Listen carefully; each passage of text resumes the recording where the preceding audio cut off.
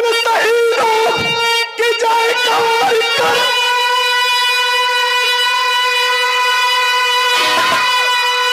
जो कि अपने वतन के दीवाने बने। अरे उन्हें भूल नहीं था इतिहास अपना, अरे जो क्रांतिकारी परवाने बने हैं। भुलाता नहीं है हमें सन 18, अरे लहू पर चढ़ावा भारत हमारा। जिएंगे मरेंगे मिटेंगे वतन पे, लगाए चला इनकलाबी तमन्नारा।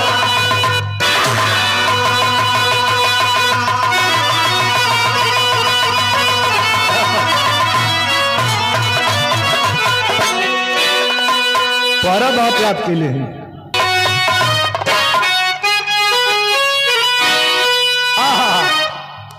क्या कह रहे हैं कि चढ़ाते सूर्य,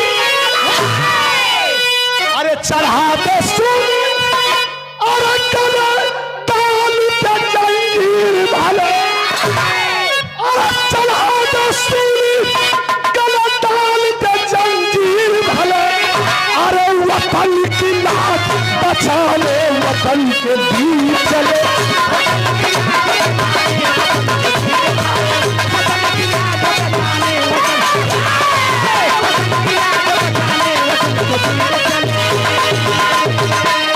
लेकिन एक तरफ चंद्रशेखर आजाद कह रहे थे बच्चों को देखकर कि धरा की गोद में, धरा की गोद में, अरे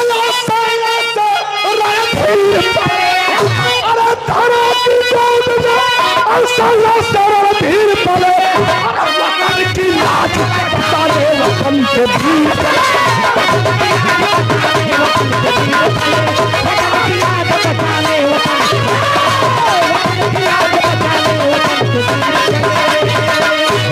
कहानी की शुरुआत हुई मास्टर, कहा कि आजादी मस्ती का अधिकार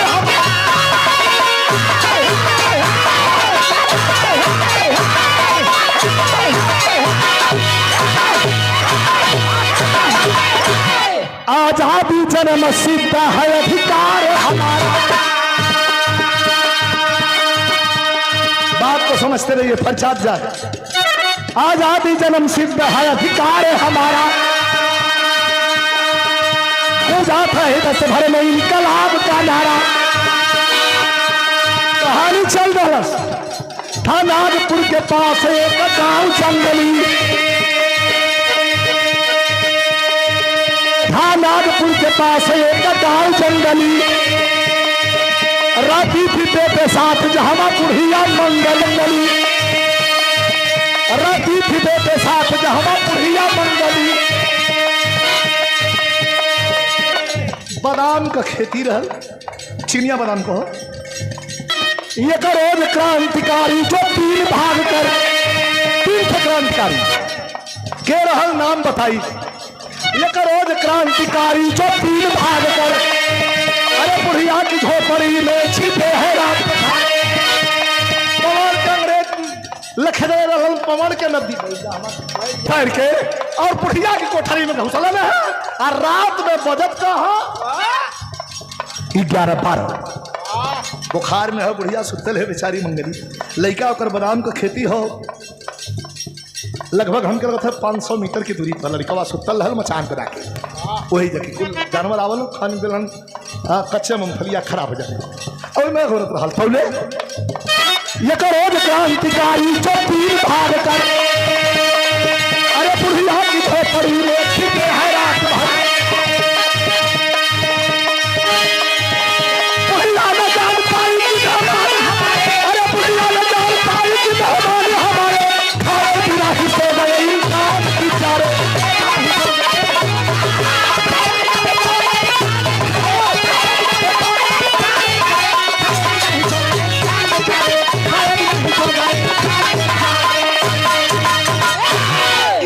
नवाजी रहा तीनों आके जौन बातन बुढ़िया के झोपड़ी में हल गेलन। अंदर माई सुतल रहल, दलनिया खाली रहल। तनी गौर करी, हम पहले तो दलान बने न, दलान के बाद तो घर रहे। वही दलनिया में आके तीनों तकलन तक केहू लौकत ना रहा, अन्हार बारी। वही में जौन बात कुछ बोरा सोरा रहल बिछा के तीनों अपन कपड़ा बदलन। तो रहल के चंद्रशेखर आजाद, राजगुरु और सुखदेव। अंग्रेज खेदले रहलन नदी पौड़ के पार आके थक गल रहलन। बुढ़िया के झोपड़ी में सुतंग की रपरात तनी से बिता जा 2-4 घंटा, जी थक गल। बुढ़िया भीतरा सुतल रहल, भीतरा से देखत रहल कि अरे मोरी माई चोर तो ना हुआ। फिर सोचे लगल कि हम गरीब हैं, हमारे क्या चोर कहाँ ले भाई ना, चोर ना हुआ। बुखार में रह दिखाई दरवाजे का कितनी बड़ी इज्जत रहल। हम अहीं जब गांव से गावत रहली बिरंदा तीन ठे आल हुआ, तीन के तनी कुछ खिया दें घरवा में कुछ हो कि ना। सोचे थे बुढ़िया, दर्द बड़ी बेजोड़ लगल। बुढ़िया अंदर में से सोचे थे का करी कि माई अरे तू रतिया बितावत पाड़ी, सपना सजावत पाड़ी हो।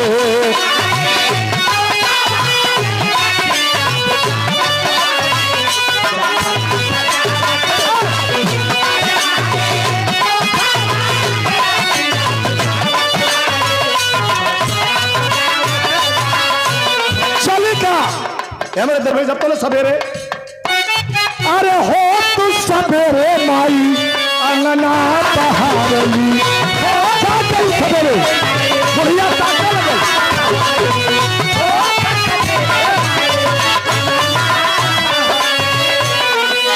अरे हो तू सवेरे माई अंगना बहारली, अरे जाई के दलनिया में अपने निहारली, गाय के दलनी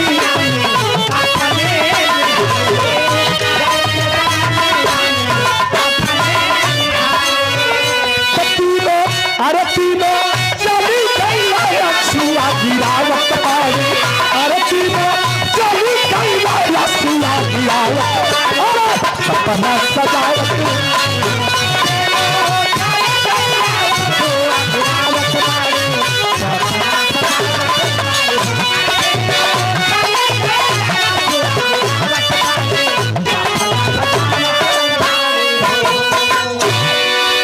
सवेरे खियावे का वादा कैले रहल।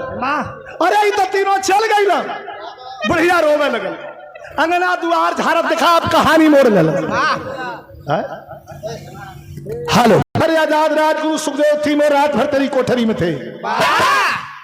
बुढ़िया का जलाल की रोम रोम खड़ा गल, कहो साहेब सच्चो हमार भैया चंद्रशेखर आल हमारे घरे में, हमके विश्वास ना था साहब सच्चो।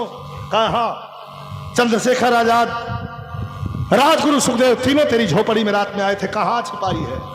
तब तक बुढ़िया का देखा 65-70 साल के उम्र में जलगाल की जवानी जाग गई। ऊंचा हाथ से फेंक दरस बुढ़िया कहलस ए साहब, रोवे लगल।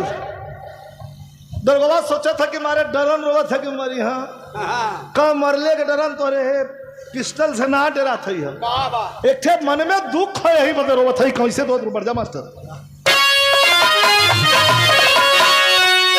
खाली, अरे पे खाली नशे खाली कहे, अरे पे खाली नशे खाली कहे सकली बुढ़िया तोलन भी लखा, अरे कैसे चलावेला, अरे कैसे चलावेला गोलिया हो, तिहती आचारा पिछा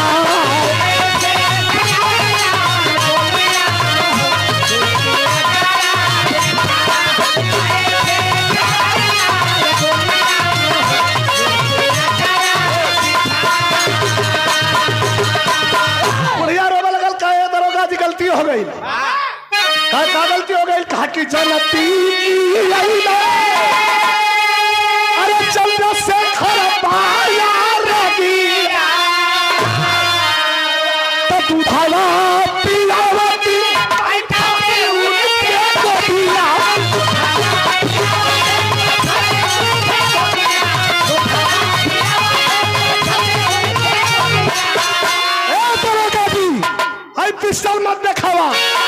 की दूधावा पियावती, अरे बैठाती उनके गोदिया, अरे भाले चाल छाती पर तू डालिया, भाले चाल छाती पर तू डालिया हो देती अचरा बिछा,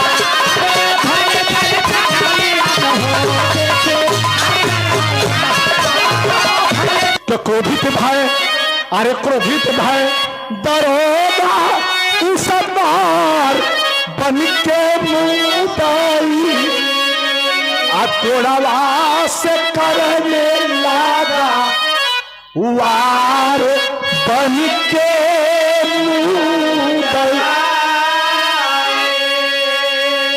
जीप में से कोड़ा मंगवा लिया और वो 65-70 साल के बुढ़िया मतारी के था था कोड़ा चलावे लगल।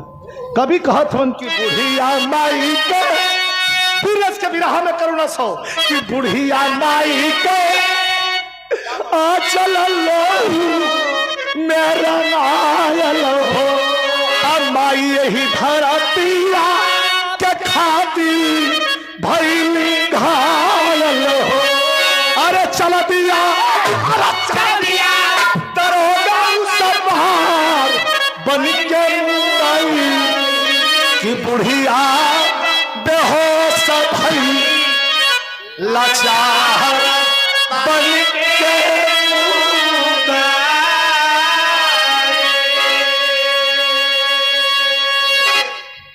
बुढ़िया माई का आंचल लोहू में रंगायल हुई, इतना कोड़ा मरलस कि खून से लाल हो गई बुढ़िया का शरीर, बेहोश होके गिर गई। 65-70 साल का बुढ़िया माई अब बेहोश होके जब गिर गई है तो बिरहा का लाइन मोड़ दिला, काट के लकड़ी जंगल से बुढ़िया का बेटा आया है, काट के लकड़ी बुढ़िया माई गिरल दरवाजे पर 8 दिन से बुखार में रहल, तो काट के लकड़ी जंगल से बुढ़िया का बेटा आया है, उसने तरंगिता माता को गोदी के बीच उठाया है, लहू लुहान माँ को अपने गोद में उठा ली। किसने किया जवन लड़का कब्बो, यही से कहल जला कि अब्बर के ढेर ललकार नहीं तो घूम जाई तो फिर खतरा है। कब्बो ना बोरा वाला लड़का रोवे लगल, कहलस कि माई खाली इतना बता दा तुम्हारे हालत कैलस के। धीरे धीरे बुढ़िया माई के मुंह से आवाज आयल, कहलस कि बेटा मुझे जरा अपने हाथों से पानी पिला दे। दौड़ करके लाया, पानी पिलाया, पिलाने के बाद पूछा माँ नाम बता उसका, तेरी हालत में किसने कहा। थोड़ी सी सांस लेके बड़ी बोली बुढ़िया है लाल मेरे, बोली बुढ़िया है लाल मेरे, इस बलवेदी पर वतन का इस बलवेदी पर जो वीर पुरुष चढ़ जाता, वतन के इस बलवेदी पर जो वीर पुरुष चढ़ जाता है ये जीवन धन्य हो जाता है और 7 पुष्ट तर जाता है। हम जाते इठे माई के तोहरे हवाले तोहरे के जाते बगावत वाली आधी जब चली, अरे बगावत वाली आधी जब चली, बाजा बाजा बिगुल क्रांति का झूम कहानी,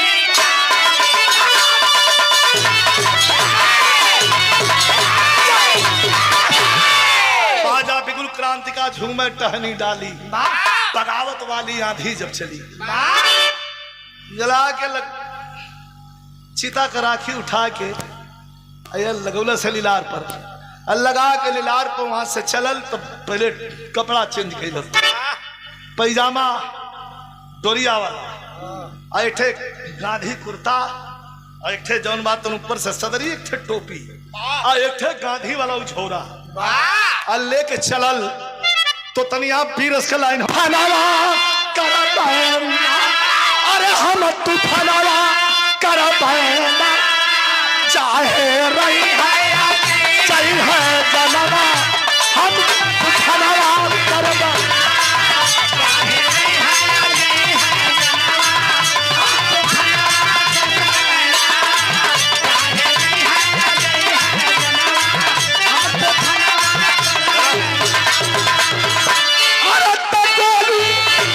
अरे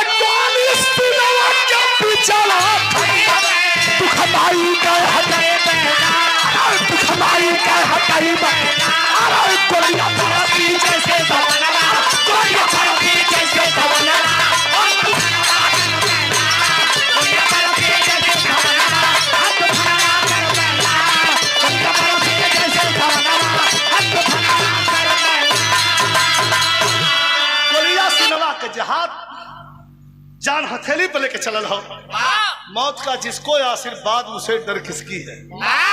कह कि मारब जरूर, डल्ला सोई झोरा में हाथ,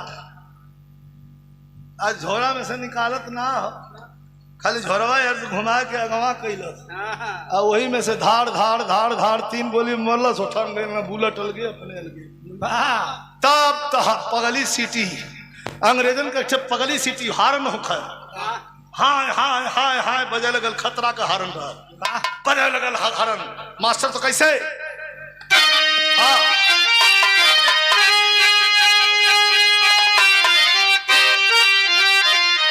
कि अरे मारा गोली, अरे मारा गोली, अखन्ना को दीवाना कर चल मर्दाना, अरे मारा गोली खन्ना को दीवाना कर चल मर्दाना, और मातृभूमि पर होगा बलि।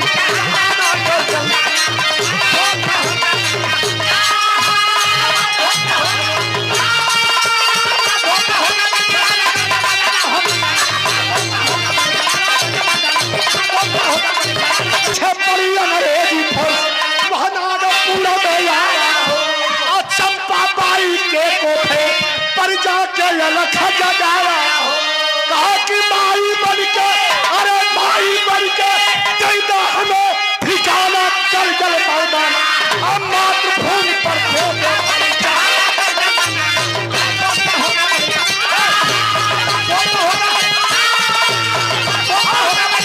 देश के कारण छोड़ देवे स्याबाना गर्जल मैदान।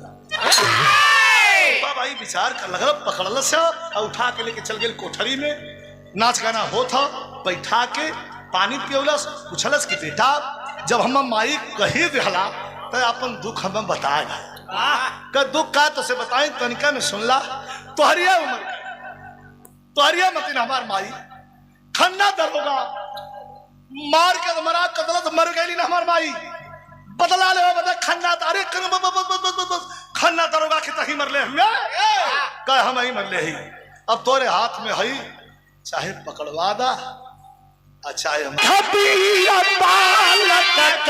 चेहरा, अरे चंपा मन में पड़े विचार, अरे हम पापी न भइली बेसवा,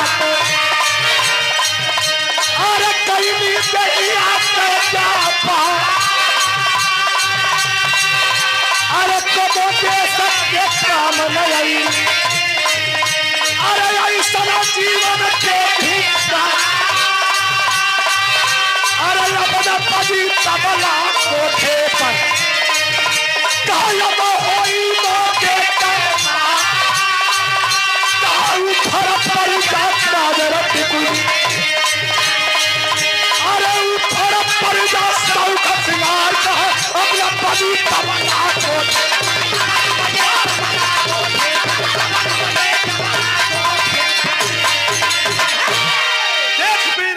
का चेहरा चंपा मन में करे विचार, हम पापी भैली देशवा का कैली देहिया का व्यापार, तबो देश के काम में अली ऐसा जीवन के धिकार, अब न बजी तबला कोठे पर जब होई है मौके का मार,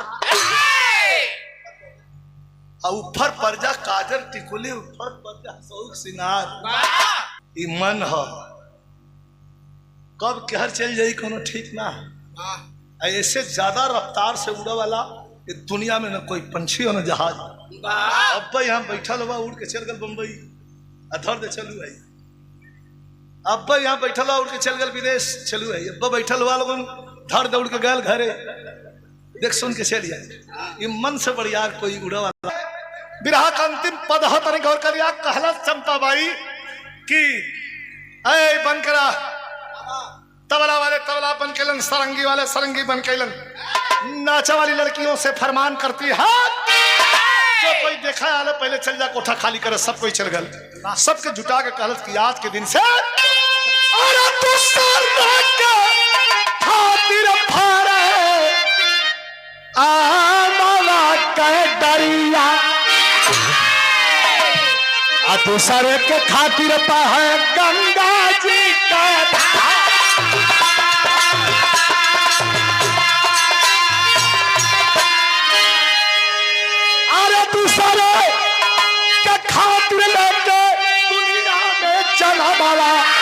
चंपा बाई बेसावा कैला संपत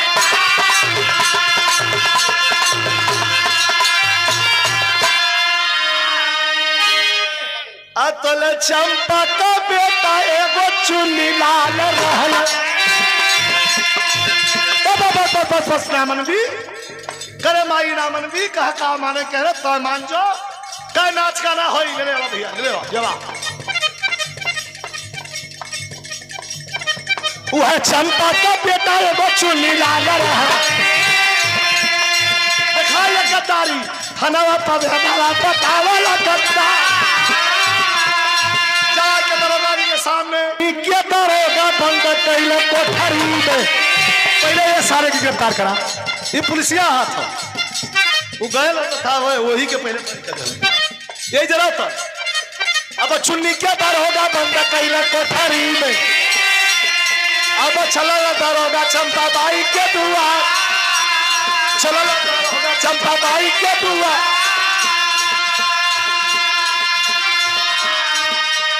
चंपा बाई के घरे आ गई ना दरोगा जी देखे सिपाही लेके।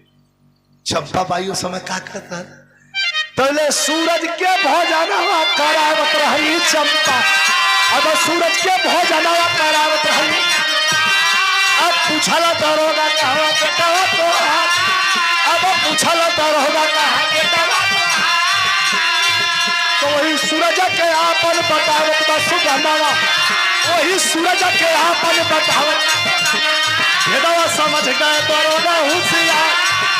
एक मिनट दरोगा का है बतिया पहला देख के पिस्तौल का दरोगा का अरे अपन बेटा छोड़ दूसरे के बेटा लोड करके पिस्तौल थमा दिया। कहा कि अपना बेटा छोड़ दे आज जो गैर है उसको गोली मार दे। सिपाहियों को लगा दिया दोनों तरफ से संगीनें तन गई। कहा कि तीन तक गिनूंगा और तीसरा तक गिनते गिनते अगर तेरी गोली नहीं चली तो अंग्रेजी संगीन गोली उगल देगी तुम तीनों की खोपड़ी उड़ा दी जाएगी। हाथ में पिस्टल हो सामने एक तरफ धर्म का बेटा और एक तरफ अपने कोख का जन्म बेटा दोनों खड़ा हुआ। डिसीजन फैसला लेना है माँ को।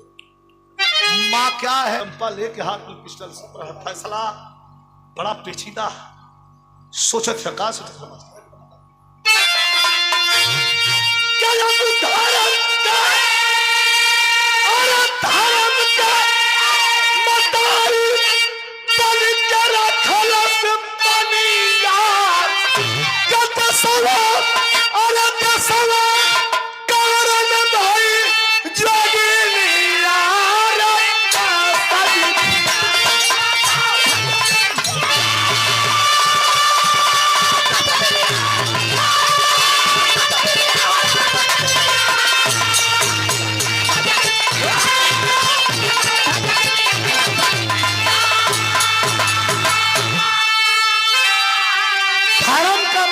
बन के रखलस पनिया देसवा कारण फेंक कसमिनिया तू ही बोल दलस्तीर बोले वाला सोचत का हो सोचे चंपा यह चुन्नी रही के तबला ताल बजई है। अपने लइकवा के सोचत है कि हमार लइकवा रही तो का करी तबला बजाई पान ढोई दिन भर अगड़म बगड़म लेकर जिंदगी लेकिन सोचा चंपा चुन्नी रही के तबला ताल बजाई है। अरे सूरज बेटा रही के हमारा देश प्रेम दिखलाई है के मरलस चुन्नी का भवन का रक्त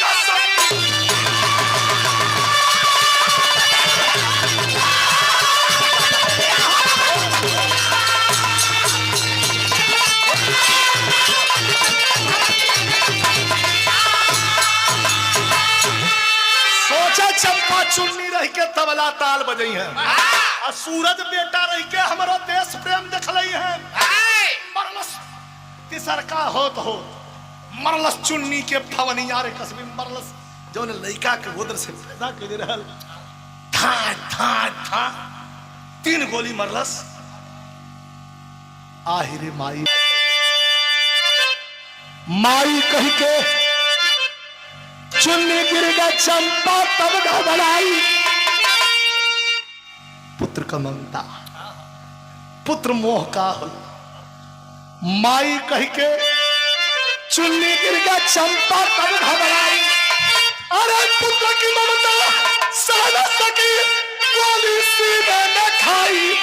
कपाटी अरे माटी हो गई बदलिया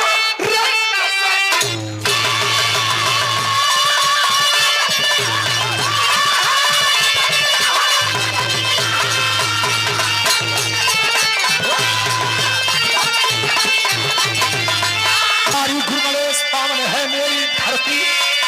रामदेव चंद्र का जग जमा के अपनी बगावत वाली लाठी जब चली। रामदेव विजय लाल हट हट